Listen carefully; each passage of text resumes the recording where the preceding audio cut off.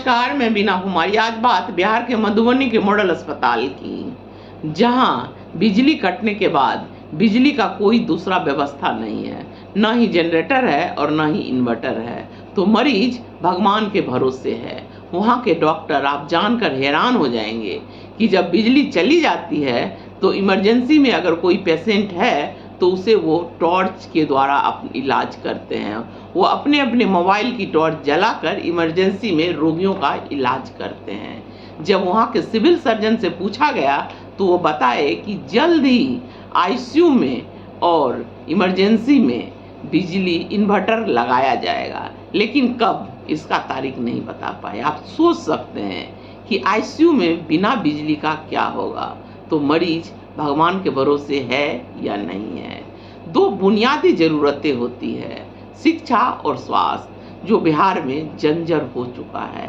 बिहार के बच्चे कोटा हो, दिल्ली हो या देश के किसी भी कोने में हो, आपको कोचिंग में जरूर मिल जाएंगे। ये बच्चे दूसरे राज्य के राजस्व में अपना योगदान देते हैं वहाँ जाकर कोचिंग करके, पर उनके पलायन को रोकने वाला कोई नहीं है, कोई नेता उसका सुध नहीं लेता है। स्वास्थ्य की भी वही स्थिति है, वो तो और जग से जर्जर बन चुकी है। आप देखेंगे देश के किसी भी कोने में बिहार के मरीज आपको मिल जाएंगे।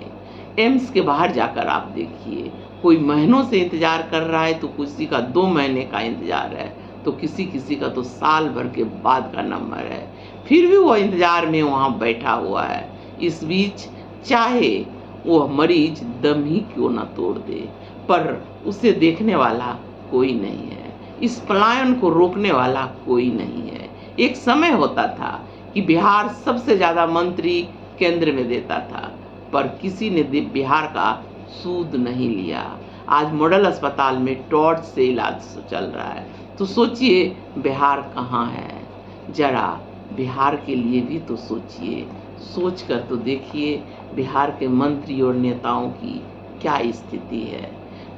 20 साल से नीतीश का सरकार है बिहार में, फिर भी कितना परिवर्तन हुआ ये आप और हम देख रहे हैं। 20 साल पहले तो कहा जाता था कि जंगल राज है, लेकिन 20 साल से तो सुशासन बाबू का सरकार है, लेकिन स्थिति जस की तस बनी हुई है। आज के युग में मॉडल अस्पताल में बिजली का कोई दूसरा व्यवस्था नहीं है, जो सबसे जरूरी चीज़ है, लेकिन इस पर कोई सूद बूंद नहीं लेगा। बस राजनीति और कुर्सी, यही 2 चीज़ रह गई है बिहार में। नमस्कार।